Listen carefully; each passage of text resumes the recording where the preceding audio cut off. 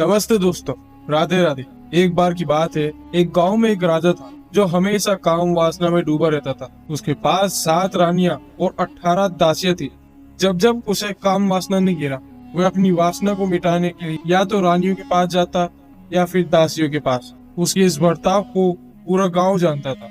गांव के लोग उसके बारे में भला बुरा बोले। एक बार उसके कान में ये बात आई कि उसे सभी गांव के वासी नीडर, निकम्मा और बेवकूफ राजा मानते। उसे ये बात सुनकर बहुत बुरा लगा। तब राजा अपने कुल गुरु के पास गया और उससे अपनी परेशानी बताई। गुरु ने उससे उसके जीवन की दिनचर्या के बारे में पूछा। गुरु ने ये देखा कि राजा ज्यादातर समय अपने मेखाने में बिताता था। तब गुरु ने उनको सुझाव दिया कि तुम्हारी बात बात पर काम वासना हो, वह संभोग की आदत को बंद करना हो, तुम्हें अपनी इंद्रियों को वश में रखना होगा, ब्रह्मचर्य का पालन करना होगा। तब राजा को उन्होंने साल भर का ब्रह्मचर्य पालन करने को कहा।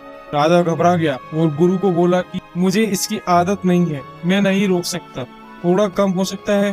तब गुरु ने कहा 9 महीने की। राजा ने फिर बोला। गुरु ने कहा 6 महीने में। 6 महीने में एक बार। राजा फिर बोला तो गुरु ने कहा 3 महीने में एक बार। राजा को अपने ऊपर संदेह होने लगा और बोला कि मैं महीने में एक बार हो सकता है। तब गुरु ने अपनी आंखें खोली और गुस्से में राजा की तरफ देखा तो राजा उन्हें एकदम दुबला पतला, आंखों के नीचे गड्ढे और काफी ज्यादा निर्बल प्रतीत हुआ। तब गुरु ने राजा को कहा कि अब सिर्फ एक ही रास्ता है, अपने सैनिकों को बुलाओ। तब राजा ने अपने सैनिकों को बुलाया और कहा कि इन्हें बोलो यहाँ एक गड्ढा खोदे। और उसके सैनिकों ने ऐसा ही। राजा ने कहा गड्ढा खोद गया है गुरु, अब क्या? तब गुरु ने कहा अपने कपड़े उतारो और इस गड्ढे में लेट जाओ। अपने सैनिकों को कहो कि ऊपर से मिट्टी वापस उड़ेल दे और तुम्हारे राजमहल में ये संदेश पहुंचा दे कि राजा वीरता से अपने कठिनाइयों का सामना करते करते वीर गति को प्राप्त हुए। ये बात राजा सुनकर राजा को गुस्सा आ गया और उसने तलवार से अपने ही गुरु के पर हमला कर दिया। गुरु ने एक ही हाथ से राजा और उसकी तलवार दोनों को उठा लिया और उसी गड्ढे में फेंक दिया। राजा ये देखकर हैरान हो गया। तब गुरु ने कहा वाह रे राजा, तू तो बड़ा साहसी निकला। वीर बनने आया था या अपनी कमजोरी बताने? मैंने तुझे रास्ता दिखाया। उस रास्ते में पहाड़ भी होंगे, जंगल भी होगा और नदी भी, और तू कहता है कि मुझसे चला नहीं जाएगा।